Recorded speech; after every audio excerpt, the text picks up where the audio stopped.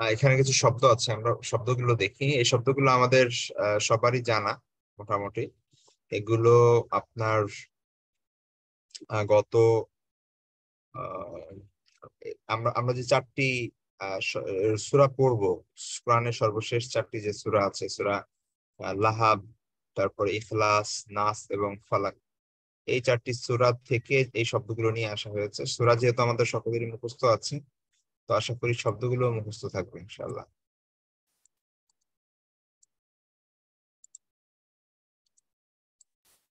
এখানে দেখুন হাতাবুন। হাতাবুন শব্দের অর্থ জ্বালানি, অর্থাৎ ফিউল। জিদুন, জিদুন মানে হচ্ছে গলা। হাবলুন মানে রশি। মাসাদুন, মাসাদুন মানে হচ্ছে খেজুরের আঁশ। আসসামাদ, আসসামাদ অর্থ স্বয়ং সম্পূর্ণ, অমুখাপেক্ষী। কুফুউন সমকক্ষ। ফালাক, ফালাক শব্দের অর্থ প্রভাত বা ভোর, এখন এটা এটা এই সময়টাকে বলা হয় ফালাক। গাসিকুন অন্ধকার, কালো। আল হাসাদু, এটা একটা মাসদার বা নাসারা থেকে, দরাবা থেকে দুই ভাবেই ব্যবহার হয়ে থাকে, অর্থ হিংসা করা। তাহলে হাসাদা ইয়াহসুদু, হাসাদা ইয়াহসিদু দুই ভাবেই পড়া যাবে। পাইছি। হাসাদা ইয়াহসুদু, হাসাদা ইয়াহসিদু। জানি না আমি কি ফেলছি। দরাবা দুইটাই দুই ভাবে পড়া যাবে এটা। সদরুন মানে হৃদয়, অন্তর, বুক। সদরুন, সদর। আত্তাবাবু, এটা একটা মাসদার, অর্থ ধ্বংস হওয়া বা দরবা থেকে। তাবাবা ইয়াতবিবু হওয়ার কথা, কিন্তু আমরা দেখতে পাচ্ছি যে এক জাতীয় দুইটা অক্ষর আছে মুদাফ, তো বাব দরবা থেকে যদি মুদাফ হয় তখন তখন তখন এটার রূপটা হয় তাব্বা ইয়াতিব্বু, দল্লা ইয়াদিল্লু, এমন। তাহলে তাব্বা ইয়াতিব্বু এটা হচ্ছে ধ্বংস হওয়া, মানে তাব্বা সে ধ্বংস হয়েছে, ইয়াতিব্বু সে ধ্বংস হবে বা হয়, হচ্ছে। ইয়াদুন মানে হাত। আলি গনা উ কাজে আসা, উপকারে আসা, এটা একটা মাসদার। এই বাবের নাম হচ্ছে বাব ইফাল, সেটা 70% পড়ানো হয়। আল কাসবু দরবা ইয়াদ্রিবু থেকে উপার্জন করা। কাসাবা ইয়াকসিবু, কাসাবা ইয়াকসিবু ইকসিব লা তাকসিব, এমন হবে ফর্মটা। তারপরে দগ্ধ, দগ্ধ হওয়া অর্থাৎ ঝলসে যাওয়া, আগুনে পুড়ে যাওয়া, এটা এটা মাসদারটা হচ্ছে আসিলিয়ু, আসিলিয়ু, অর্থাৎ এটা বাব সামিয়া থেকে সলিয়া ইয়াসলা, সলিয়া ইয়াসলা, সামিয়া ইয়াসমাউ, সলিয়া ইয়াসলায়ু হওয়ার কথা, কিন্তু এটা দুর্বল হরফ আছে, এ কারণে সলিয়া ইয়াসলা হবে। আগুন, নারুন, নারুন শব্দের অর্থ আগুন। লাহাবুন অগ্নিশিখা। ইমরাতুন মহিলা বা স্ত্রী। হাম্মালাতুন বহনকারী। আল ওয়াসওয়াসু কুমন্ত্রণা। আল ওয়াসওয়াস আমরা বলি শয়তানের ওয়াসওয়াসা, মানে হচ্ছে শয়তানের কুমন্ত্রণা, শয়তানের ইন্সপিরেশন। এখানে আমরা ধারাবাহিকভাবে দেখছিলাম গত ক্লাস, গত দুইটা ক্লাসে আমরা দেখেছি যে আহ, যে ফেলে মুদারের শুরুতে কিছু আহ, কিছু হরফ অথবা কিছু জিনিস যুক্ত হয়ে ফেলে মুদারির মধ্যে পরিবর্তন নিয়ে আসে। এই ধরনের কিছু বিষয় আমরা দেখেছি অলরেডি। আমরা লাম দেখেছি, তারপরে লাম দেখেছি গত গত ক্লাসগুলোতে, যেখানে লাম এসে কি করে, ফেলে মুদারের মধ্যে পরিবর্তন নিয়ে আসে, শেষের অক্ষরে জবর দেয়, তারপরে অর্থের মধ্যে পরিবর্তন আনে, ভবিষ্যতের অর্থ প্রদান করে। তারপরে লাম, লাম শব্দটা এসে কি করে, ফেলে মুদারি শেষে সাকিন দেয়, জজম দেয়, এবং এটা এটা অতীতের অর্থে পরিণত করে দেয়, নেগেটিভের অর্থে পরিণত করে দেয়। তো এই ধরনের বিষয় আমরা জেনেছি। আজকে একটা জিনিস দেখবো, সেটা হচ্ছে ফেলে মুদারির শুরুতে মাঝে মাঝে দেখবেন আহ লাম যুক্ত হয়, শুধু শুধু শুধু একটা লাম, লাম, লাম কাসরা যুক্ত লাম, লামে মাকসুর যুক্ত হয়, অর্থাৎ লি, এটা যুক্ত হয়। তো এটা যুক্ত হয়ে প্রথমত এটা শাব্দিক পরিবর্তন করে হচ্ছে আপনার জবর প্রদান করে। ইয়াজআলু এটা হয়ে যাবে লিয়াজআলা, ইয়াজজি লিয়াজজিয়া, নাআলামু লিনাআলামা। তো এই লামটা এসে কি করে, ফেলে মুদারের শেষে জবর প্রদান করে। এটা হচ্ছে বাহ্যিক একটা পরিবর্তন। অর্থের দিক থেকে মূলত এটা আহ এটা একটু পরিবর্তন আনে। সেটা হচ্ছে যে পূর্বের কোনো কথার কারণ বর্ণনা করা হয় এখানে। এটা মানে যেমন ধরেন ইয়াজা আলু মানে হচ্ছে সে বানায়, বানাচ্ছে, বানাবে। আপনি যখন বলবেন লিয়া জা আলা, তখন এটা মানে হচ্ছে যাতে করে তিনি বানান। ঠিক আছে। ইয়া যে জি মানে সে প্রতিদান দিচ্ছে, দেয়, দিবে। যখন আপনি বলবেন লিয়া যে জিয়া, যাতে করে তিনি প্রতিদান দেন বা যাতে করে সে প্রতিদান দেয়। মানে আল্লাহ সুবহানাহু ওয়া তাআলা কোরআনে বলছেন যে আহ তিনি তোমাদেরকে এই সৎ কাজের নির্দেশ দিয়েছেন এবং তোমরা কি করবে, আল্লাহর কথা মতো চলবে যাতে করে আল্লাহ তোমাদেরকে প্রতিদান দেন। ঠিক আছে। তো আহ না আলামু মানে আমি জানি, আমরা জানি, জানছি, জানবো। লিনা আলামা মানে যাতে করে আমরা জানি। আল্লাহ সুবহানাহু ওয়া তাআলা বলছেন আমাদেরকে যে যাতে করে আমরা জানতে পারি, যে যাতে করে আমি জানি যে কে তোমাদের মধ্যে মানে ভালো কাজে অগ্রগামী এবং কে তোমাদের মধ্যে মন্দ কাজ করে। তো এর পূর্বে আল্লাহ সুবহানাহু ওয়া তাআলা আমাদেরকে কমান্ডমেন্ট দিয়েছেন, আমাদেরকে আহ বিধান দিয়েছেন, তারপরে এই কথা বলছেন। তো পূর্বে কোন একটা জিনিস হয়েছে, তো সেইটার কারণ বর্ণনা করছে যে সেটা তিনি কেন করছেন। তো এটা বলছেন যে যাতে করে আমাদেরকে আল্লাহ সুবহানাহু ওয়া তাআলা ভালো কাজ করতে বলছেন। কেন? যাতে করে তিনি আমাদের প্রতিদান দেন। আমাদেরকে বিভিন্ন পরীক্ষার মধ্যে ফেলছেন, আমাদের হুকুম আহকাম আমাদের উপর দিয়েছেন। কেন? যাতে করে তিনি জানতে পারেন যে কেন, কে আমাদের মধ্যে সৎ কাজে অগ্রগামী। তো এই যে যে কারণ দর্শানো, যাতে করে, এই অর্থটা প্রদান করে হচ্ছে আপনার লামটা এসে। তাহলে পূর্বের কথার কারণ বর্ণনা করা হয়। তো এটা ফেল মুদারির শুরুতে মাঝে মাঝে এই লামটা আসে, এই শেষ অক্ষরে পরিবর্তন সৃষ্টি করে। এবং এর পাশাপাশি এই ধরনের আপনার অর্থের মধ্যে এই ধরনের পরিবর্তন সৃষ্টি করে। যেটা এটা শুধুমাত্র নর্মালি তখন বর্তমান ভবিষ্যতের অর্থ হবে না, বরং এটা কারণ বর্ণনার অর্থ হবে। এটা আমরা দেখলাম। এটা একটু মনে রাখবো ইনশাল্লাহ। কোরআনে আমরা এই ধরনের অনেক জিনিস দেখব। কোরআনের এর ব্যবহার অনেক বেশি। তো অনেক সময় আমরা হয়তো কনফিউজ হব যে কি ব্যাপারে, এই শব্দটা তো আমি চিনি না বা জানি না।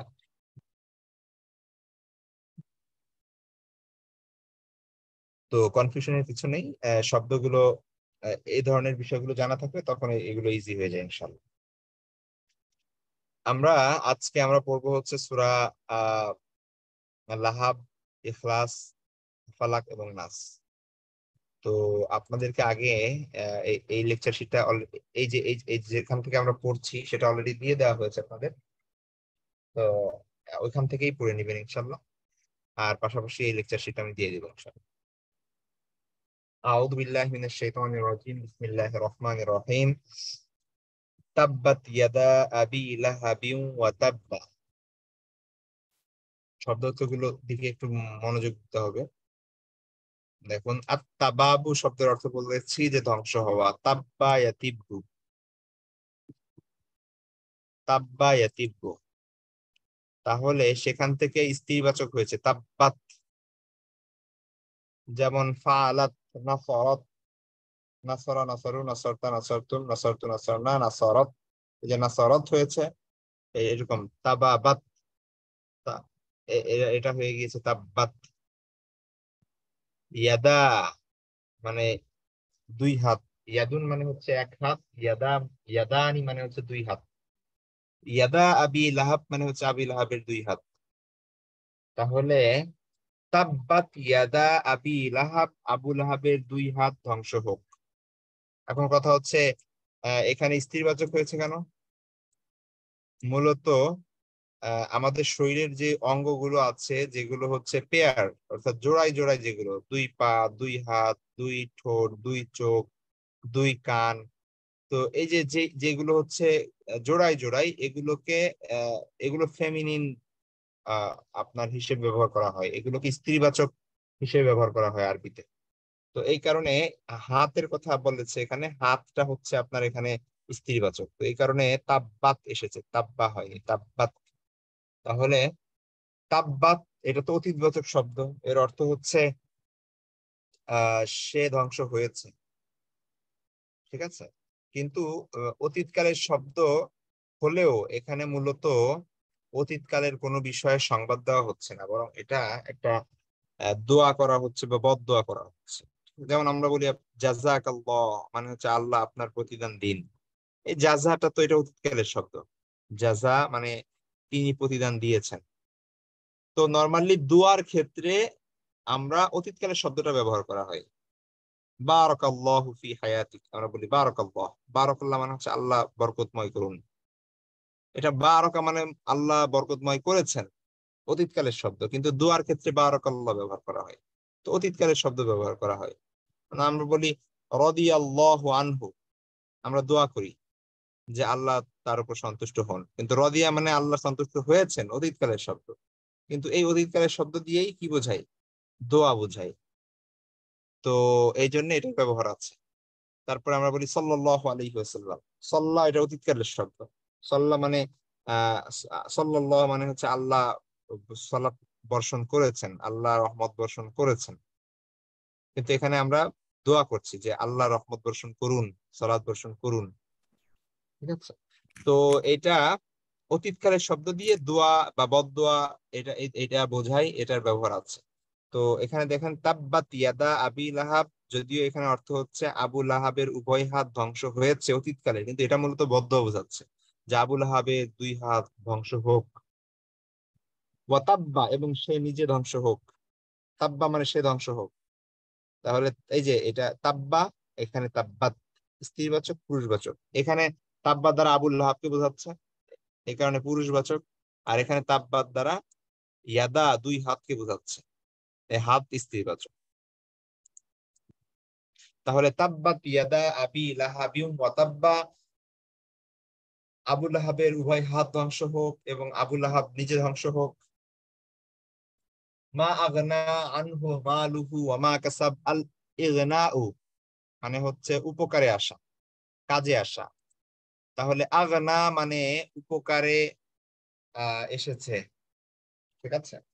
মা আগনা মানে হচ্ছে উপকারে আসেনি, আনহু তার, মালুহু তার ধন সম্পদ।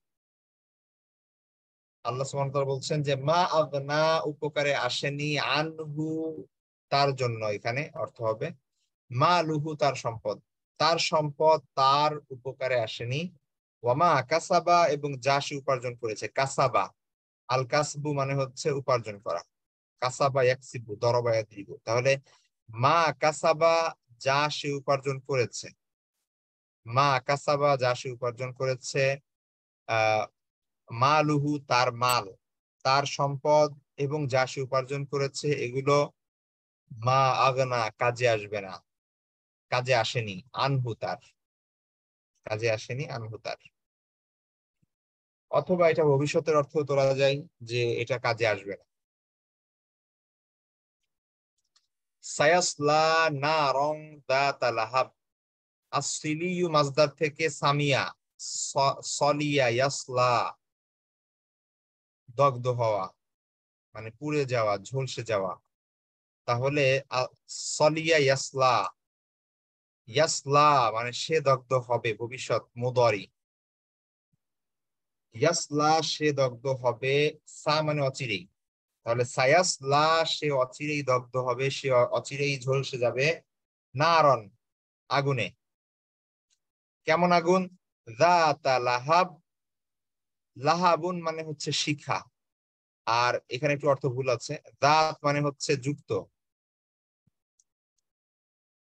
বা আমরা বাংলায় বলি না যে ওয়ালা, ধরেন বাঁশিওয়ালা মানে যে বাঁশি বাজায়। তারপরে হচ্ছে আপনার ফেরিওয়ালা মানে যে ফেরি করে মাল মাল বিক্রি করে, মানে এটা কোনো একটা জিনিসের সাথে সম্পৃক্ত বোঝায় আর। তো যাতা লাহাবিন মানে হচ্ছে শিখাযুক্ত, শিখাওয়ালা। নারন মানে হচ্ছে আগুন।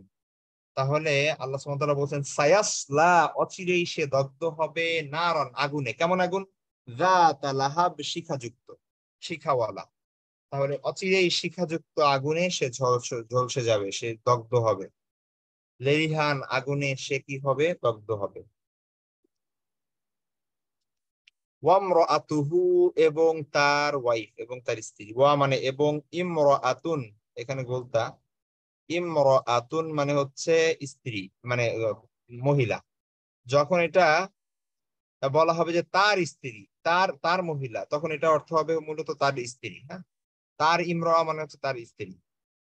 তাহলে ওয়ামরাআতুহু, এবং তার ওয়াইফ, এবং তার স্ত্রী। এবং তার স্ত্রী কি? ওই যে আগেরটার সাথে, যে সায়াসলা, অচিরেই দগ্ধ হবে সে, অচিরেই সে দগ্ধ হবে। ওয়ামরাআতুহু, এবং তার স্ত্রী। কোন স্ত্রী? হাম্মালাতাল হাতাব, ইন্ধন বহনকারিনী। আল হাতাব মানে হচ্ছে ফায়ার উড, যেটা দিয়ে হচ্ছে আপনার আহ লাকড়ি, মানে লাকড়ি অথবা তেল, বিভিন্ন জিনিস বোঝায়, যে জিনিস দিয়ে মূলত আগুন ধরানো হয়। তো সেটা ইন্ধন অথবা হচ্ছে আপনার জ্বালানি। তো এইটা আল আল হাতাব। হাম্মালাতুন মানে হচ্ছে আপনার বহনকারী। তাহলে হাম্মালাতুল হাতাব মানে হচ্ছে ইন্ধন বহনকারী বা লাকড়ি বহনকারী। তার ওয়াইফ যে আছে, তার স্ত্রী যে আছে, সেও, সেও কি? সেও দগ্ধ হবে আগুনে। তো এটা হাম্মালাতুল হাতাব দ্বারা আল্লাহ সুবহানাহু ওয়া তাআলা কি বোঝালেন? লাকড়ি বহনকারী। তো এটার দুইটা মিনিং হতে পারে। একটা হচ্ছে যে বাহ্যিক মিনিং, যেটা এখানে উদ্দেশ্য, যেটা আক্ষরিক অর্থে দেখা যাচ্ছে, যে কেউ মুফাসসিরিনে কেরামের কেউ কেউ বলেছেন যে সে মূলত আহ লাকড়ি কুড়িয়ে বেড়াতো, এবং লাকড়ি কুড়িয়ে কুড়িয়ে সেগুলো সে বাসায় নিয়ে আসতো, সেগুলো দিয়ে জাল দিত, আগুন ধরাতো। তো এটা এই জন্য আল্লাহ সুবহানাহু ওয়া তাআলা তার পরিচয় দিচ্ছেন যে আবু লাহাবের মেবি, মানে মেনি ওয়াইফ ছিল, অনেকগুলো হয়তোবা কি বলে সেই সময়ের রীতি অনুযায়ী অনেক অনেক আপনার স্ত্রী থাকতে পারে। তো এখানে কোন স্ত্রীর কথা বলছে? সেটা হচ্ছে হাম্মালাতাল হাতাব, যে যেই স্ত্রী হচ্ছে ওই যে সংগ্রহ করে বেড়ায়, সেই স্ত্রীর কথা বলা হচ্ছে। কারণ এই স্ত্রী হচ্ছে রাসূল সাল্লাল্লাহু আলাইহি ওয়াসাল্লামকে কষ্ট দিত এবং তার নামে বিভিন্ন বাজে কথা বলতো। তো ওয়ামরাআতুহু, এবং তার স্ত্রী, হাম্মালাতাল হাতাব, ইন্ধন বহনকারিনী, যে হচ্ছে ফায়ার উড ক্যারিয়ার। আরেকটা অর্থ হতে পারে, সেটা হচ্ছে এটা রূপক অর্থে, এটা বাহ্যিক অর্থে। এখানে যেভাবে দেখছি আমরা যে ইন্ধন বহনকারী বা লাকড়ি বহনকারী, সেই এক্সাক্ট লাকড়ি বহনকারী অর্থে এখানে ব্যবহৃত হবে না, বরং এটা দ্বারা আল্লাহ সুবহানাহু ওয়া তাআলা বোঝাচ্ছেন যে ইন্ধন বহনকারী বা ইন্ধন যোগানদাতা। এটা মূলত, এটা দ্বারা মূলত বোঝানো হয় ওই ব্যক্তিকে, যেই ব্যক্তি মানে অন্য দুই ব্যক্তির মাঝে ঝগড়া বাঁধায়। অর্থাৎ এর কথা গিয়ে ওকে বলে, ওর কথা গিয়ে ওকে বলে, তারপরে এটা ঝগড়া বাঁধায়। তো ঝগড়াটা কেমন যেন আগুনের মতো। আর এর কথা ওকে বলা, ওর কথা ওকে বলা মানে হচ্ছে এটা লাকড়ি যোগান দেওয়া, মানে হচ্ছে ইন্ধন যোগান দেওয়া। তো এই আবুল আহাবের যে ওয়াইফ ছিল, তার এই স্বভাব ছিল, সে একজনের কথা আরেকজনের কাছে বলতো, ওর কথা ওর কাছে বলতো, ঝগড়া বাঁধিয়ে দিত মানুষের মধ্যে। তো আল্লাহ সুবহানাহু ওয়া তাআলা সেটা বোঝানোর জন্য এটা রূপক অর্থে এটা ব্যবহার করেছেন, হাম্মালাতুল হাতাব। দুইটাই অর্থ হতে পারে এখানে। তাহলে আবার দেখি, সায়াসলা, অচিরেই সে দগ্ধ হবে, নারন আগুনে। কেমন আগুন? যাত লাহাব, ললিহান যুক্ত, শিখাযুক্ত আগুন। ওয়ামরাতুহু, এবং তার স্ত্রীও, হাম্মালাতুল হাতাব, যে হচ্ছে ইন্ধন বহনকারী। ফি জিরিহা, এই যে জাহান্নামে যে প্রবেশ করবে, যে সে আগুনে দগ্ধ হবে, কেমন অবস্থায়? ফি জিরিহা, তার গলায় থাকবে। জিদুন মানে হচ্ছে ঘাড় বা গলা, যে অংশে মানুষ নেকলেস পরে অথবা হচ্ছে আপনার হার পরে, সেই জায়গাটাকে বলা হয় জিদুন। তাহলে ফি জিরিহা, তার ঘাড়ে, তার গলায়, তার নেকে, হাবলুন, রশি থাকবে, আর রশি দিয়ে বাঁধা থাকবে। কেমন রশি? মিন মাসাদ, খেজুরের আঁশের, আঁশের থেকে তৈরি। মাসাদ মানে খেজুরের আঁশ। অর্থাৎ সেই সময় তো আমাদের মতো মানে পাট ছিল না, যে মানুষ পাট দিয়ে কি করবে, খেজুরের আঁশ বানাবে আরব দেশে। তো মানে রশি বানাবে। তো খেজুরের যে আঁশ আছে ভিতরে, এটা, সেটা দিয়ে তারা কি করতো? রশি বানাতো, এবং সেগুলো উট তারপরে হচ্ছে গবাদি পশু বাঁধা সহ অন্যান্য সকল কাজে তারা ব্যয় করতো, মানে ব্যবহার করতো সেই রশিগুলো। তো এটা হচ্ছে মাসাদ বলা হয় এটাকে, এই খেজুরের ভিতর যে ফাইবার থাকে সেটা। আরেকটা অর্থ হতে পারে মাসাদুনের অর্থ, কেউ কেউ বলেছেন লোহা, ধাতব বস্তু, অথবা হচ্ছে আপনার মেটাল। তো হাবলুম মিন মাসাদ মানে হচ্ছে লোহার বেড়ি। তো এই যে আবুল আহাবের ওয়াইফ যখন জাহান্নামে থাকবে তখন তার গলায় কি থাকবে, লোহার বেড়ি থাকবে। তো এটা বোঝানো হচ্ছে এখানে যে ফি জি বিহা হাবলুম মিন মাসাদ, তার গলায় থাকবে লোহার বেড়ি, অথবা তার গলায় থাকবে খেজুরের আঁশের তৈরি রশি, দুইটাই হতে পারে।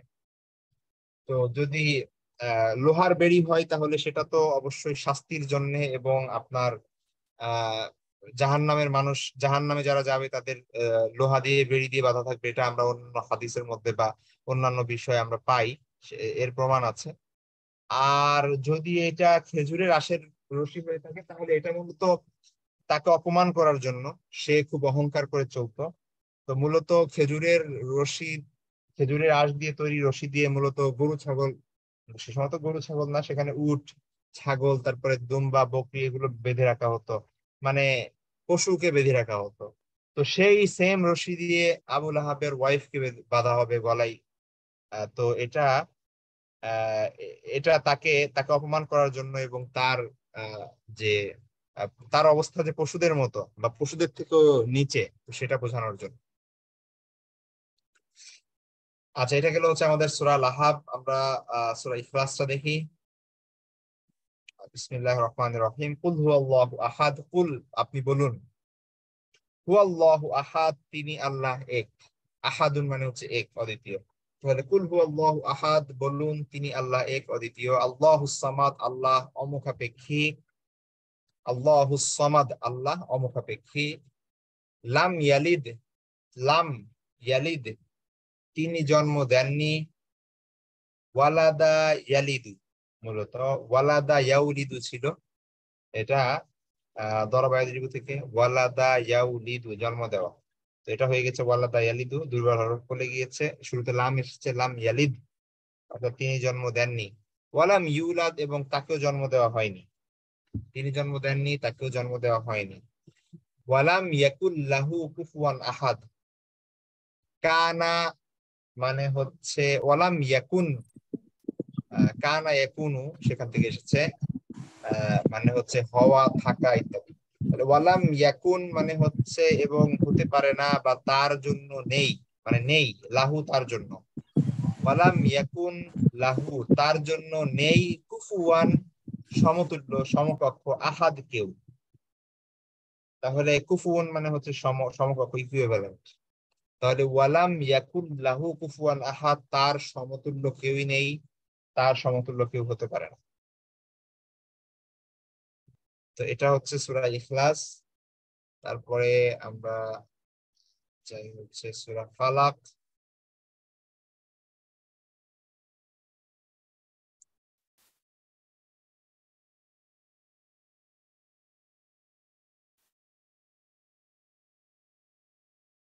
আচ্ছা, কুল আউযু বিরাব্বিল ফালাক, কুল আপনি বলুন, আউযু আমি আশ্রয় চাই, বিরাব্বিল ফালাক মানে হচ্ছে ভোরের রবের কাছে। ফালাক শব্দের অর্থ ভোর, উষা, আর রব মানে হচ্ছে রব। তাহলে বিরব্বিল ফালাক ভোরের রবের কাছে, আউযু আমি আশ্রয় চাই, কুল আপনি বলুন।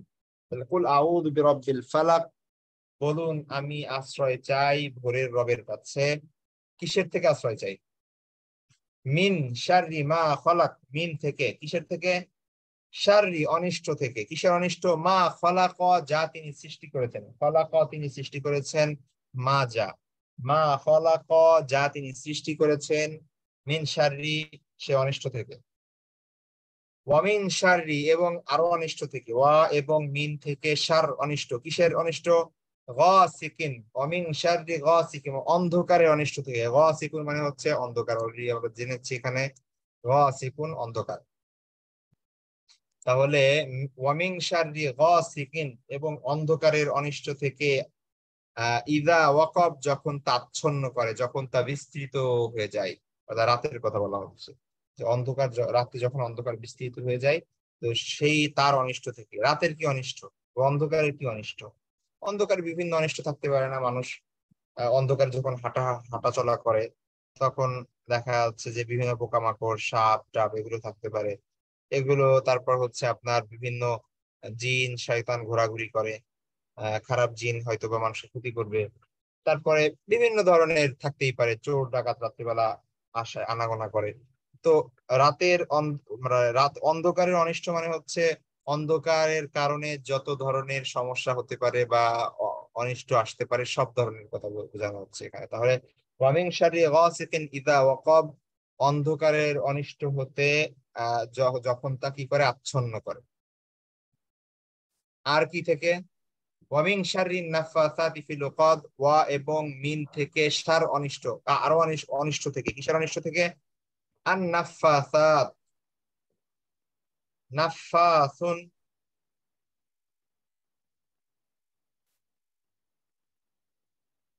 নাফাসুন মানে ফুৎকারকারী, যে হচ্ছে ফু দেয়। এখান থেকে নাফাসাতুন অর্থাৎ স্ত্রীবাচক ফুৎকারকারিনী, আর সেখান থেকে প্লুরাল হয়েছে নাফাসাতুন মানে ফুৎকারকারিনীরা। আচ্ছা, ফিল উকাদ, ফি মানে মধ্যে, আর উকাদ, উকাদ মানে হচ্ছে গিরা। মানে আমরা গিরা দেই বা গ্রন্থি বানাই, সেটা গিরা। মানে কোন রশিতে যে গিরা দেওয়া হয় সেটা হচ্ছে উকাদ বলা হয়।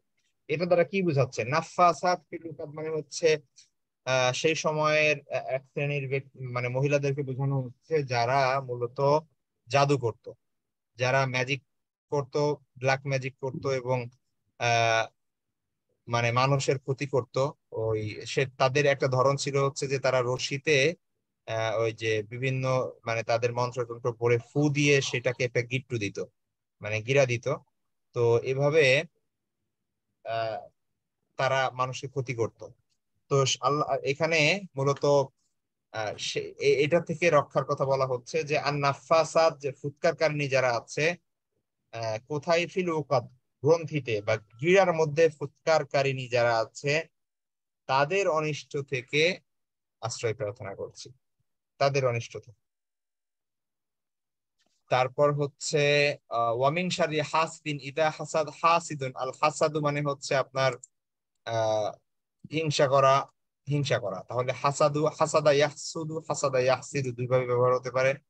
তাহলে হাসাদা সে হিংসা করেছে, ইদা মানে যখন, ইদা যখন আসে তখন এটা ভবিষ্যতের অর্থ হয়ে যায়, তো বর্তমানের অর্থ হয়ে যায়। ইদা হাসাদা যখন সে হিংসা করে, হাসিদুন ফাইলুনের প্যাটার্নে মানে যে হিংসা করে, হিংসুক। তাহলে ওয়ামিং শাররি হাসিদিন, হিংসুকের অনিষ্ট হতে, ইদা হাসাদা যখন সে হিংসা করে। তাহলে হিংসুকের অনিষ্ট হতে যখন সে হিংসা করে আল্লাহর কাছে কি চাচ্ছে? আশ্রয় প্রার্থনা করছি। ওই যে শুরুতে যেই আউদু বিরব্বিল ফালাক, ওইটার সাথে অ্যাড হবে আউদু, আশ্রয় প্রার্থনা, আশ্রয় প্রার্থনা করছি বিরব্বিল ফালাক, ভোরের রবের কাছে। কিসের থেকে? এক নাম্বার মিং শারি মা ফলাক, যা তিনি সৃষ্টি করেছেন সেটা থেকে, সেটার অনিষ্ট থেকে। মিং শারি গাসিকিন ইদা ওয়াকাব, অন্ধকার যখন আচ্ছন্ন করে ফেলে তখন তার অনিষ্টতা থেকে। ওয়ামিং শাররিন নাফাসাতি ফিল উকাদ, ফুৎকারকারিনীরা গ্রন্থিতে ফুৎকারকারিনীদের অনিষ্ট থেকে।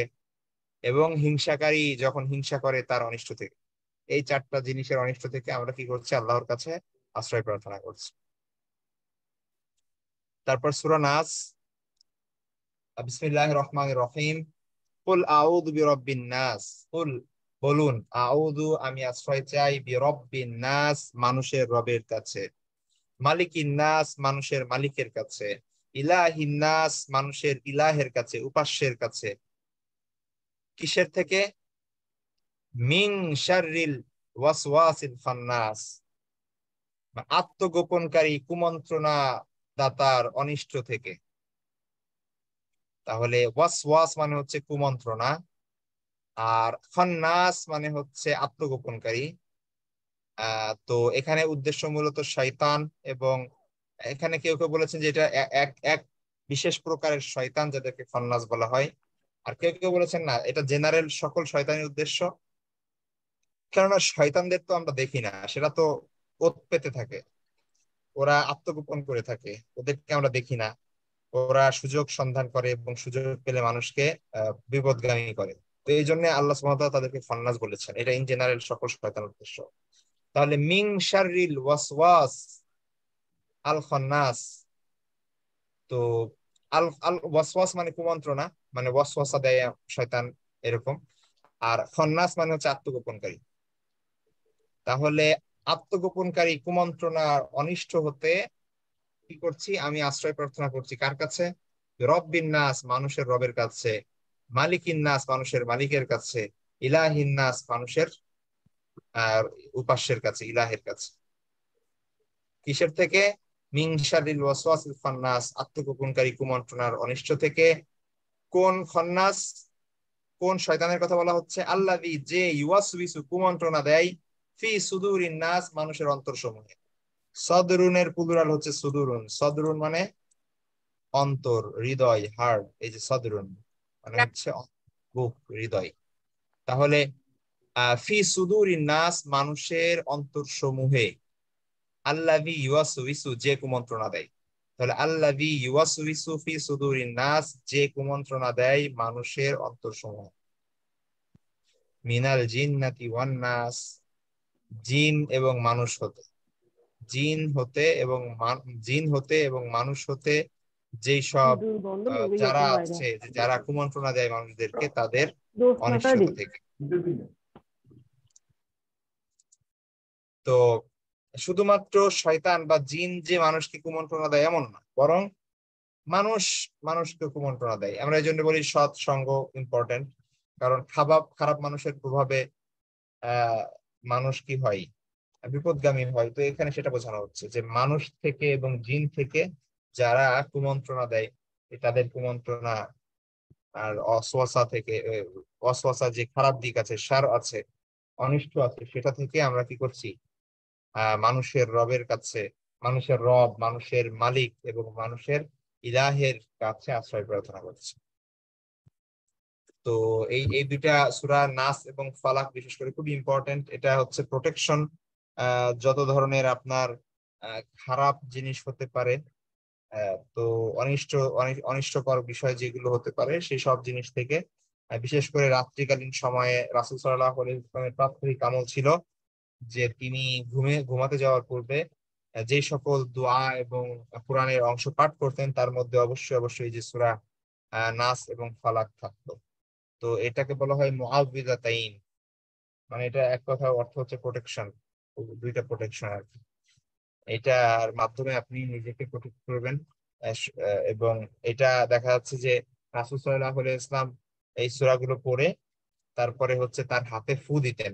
হাত এভাবে আমরা দুয়াই হাত যেভাবে করি, এই যে মানে দুইটা মানে কি বলে, এবার হাত একসঙ্গে করে তারপরে এখানে ফু দিতেন। ফু দিয়ে তার সারা শরীর এভাবে তিনি মাসাজ করতেন, আহ তো ডলে নিতেন। তো এটা এভাবে তিনি প্রোটেকশন নিতেন। আমরা ঘুমাতে যাওয়ার পূর্বে সেটা করতে পারি। তো এইটা হচ্ছে সূরা ফালাক, নাস, মাসাদ এবং ইখলাস আমাদের গেল। আমরা এর পাশাপাশি লাফিফটা আমাদের বাকি ছিল। এর আগে আমরা মুতওয়াফ, তারপর হচ্ছে মিসাল, আজওয়াফ, এই নাকিস, এগুলোর প্যাটার্ন দেখেছি। লাফিফ বলা হয় যে শব্দের মূল অক্ষরে দুইটা হরফ ইল্লাত থাকে। এগুলোর ব্যবহার যে অনেক বেশি এমন না, খুবই কম। জাস্ট আমরা পড়ার খাতিরে পড়ছি যে যেহেতু এটা একটা ক্যাটাগরি, এটা একটা প্রকার, অন্য সকল প্রকার পড়েছে, এই প্রকারটা বাদ থাকবে কেন, এই জন্য পড়া। কিন্তু এগুলোর খুব বেশি ব্যবহার নেই, খুবই কম ব্যবহার, খুবই কম ব্যবহার। তো লাফিফ দুই ধরনের হয়ে থাকে। একটা হচ্ছে লাফিফে মাকরুন বলা হয়, আর একটা হচ্ছে লাফিফে মাফরুক বলা হয়। লাফিফে মাকরুন বলা হয় যে মিলে থাকে, দুইটা হরফিল্লা যদি মিলে থাকে। যেমন দেখেন এখানে ওয়াও এবং ইয়া একসঙ্গে আছে, তো এটা হচ্ছে মাকরুন। আর ওয়াও এবং ইয়া দুইটা দুই পাশে, মাঝখানে এই যে ব্যারিয়ার আছে, এটাকে বলা হয় মাফরুক, মানে ফরক আছে, পার্থক্য আছে। তো দুইটা হরফে ইল্লাতের মধ্যে যদি ব্যবধান থাকে সেটাকে বলা হবে মাফরুক, আর যদি ব্যবধান না থাকে সেটাকে বলা হবে মাকরুন। এটা হচ্ছে লাফিফের প্রকার দুটো। আমরা একটু দেখি যে লাফিফের খুব বেশি ব্যবহার না। দরবা থেকে আমরা লাফিফে মাফরুকটা একটু দেখি, অর্থাৎ দুইটার ভিতর পার্থক্য। যেমন আল বিকায়াতু, মূল অক্ষর ওয়াও কফ ইয়া।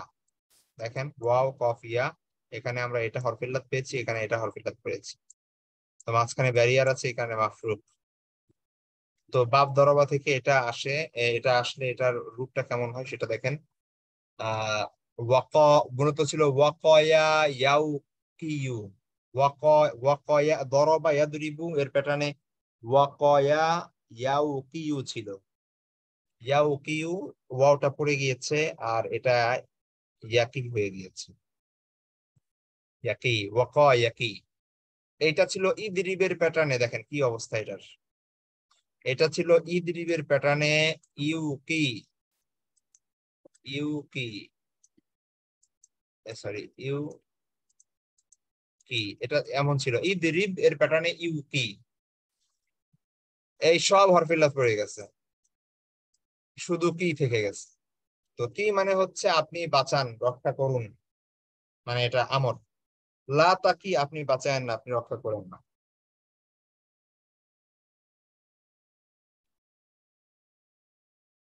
তাহলে আমরা বলি না ওয়াকিনা আযাবান নার, রব্বানা আতিনা ফিদ দুনিয়া হাসানা ওয়া ফিল আখিরাতি হাসানা ওয়াকিনা আযাবান নার। তাহলে ওয়া কি, দেখেন সরি ওয়া কি, এবং ওয়া মানে এবং, আর কি মানে আপনি রক্ষা করুন, আপনি বাঁচান না আমাদেরকে, ওয়াকিনা এবং আমাদেরকে আপনি বাঁচান, আযাবান নার মানে জাহান্নামের আযাব হতে। তাহলে ওয়াকিনা আযাবান নার, জাহান্নামের আযাব থেকে আমাদের রক্ষা করুন। ঠিক আছে।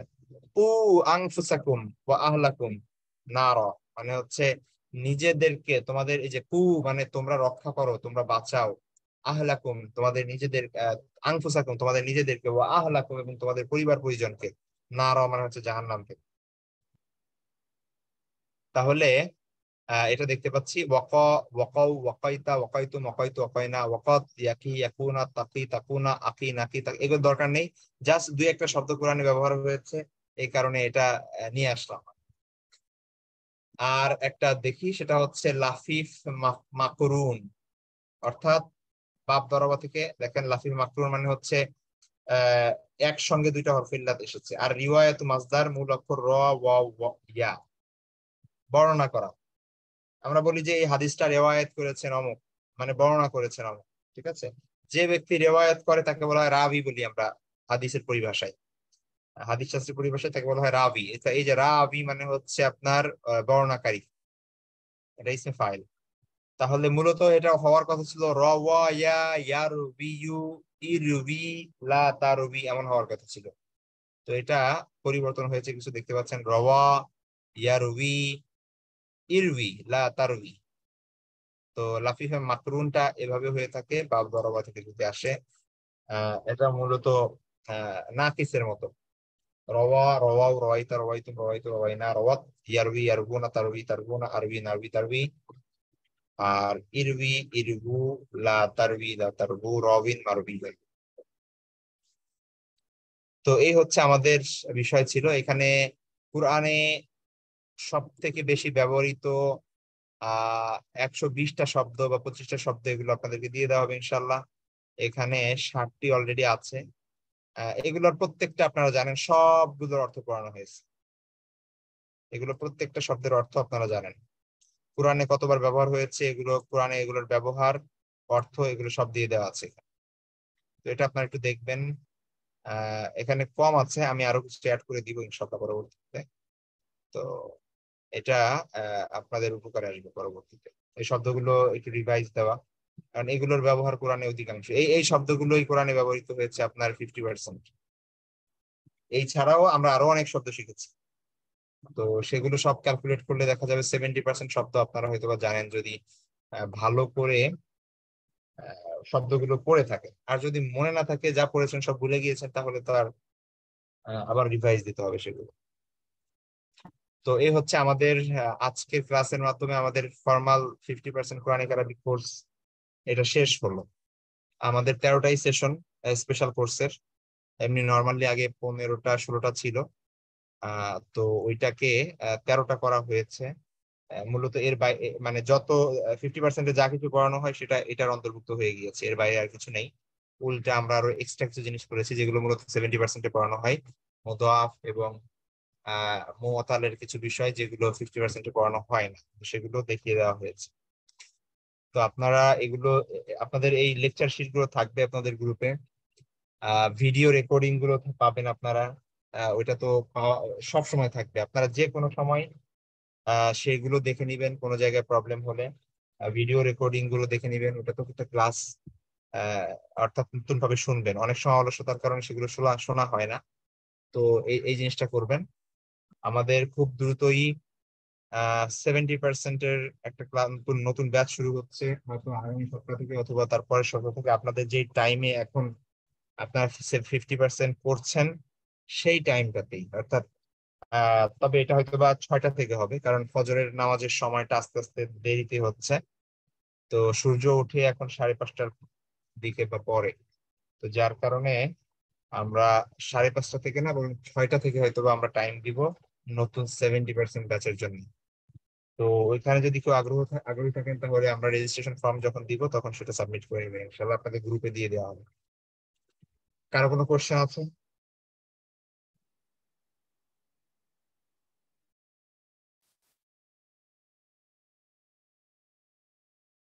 আচ্ছা, ঠিক আছে। কারো কোনো কোশ্চেন না থাকলে সবাই ভালো থাকবেন, দোয়া করবেন। আসসালামু আলাইকুম ওয়া রাহমাতুল্লাহি ওয়া বারাকাতুহু। ওয়ালাইকুম আসসালাম ওয়া রাহমাতুল্লাহি ওয়া বারাকাতুহু।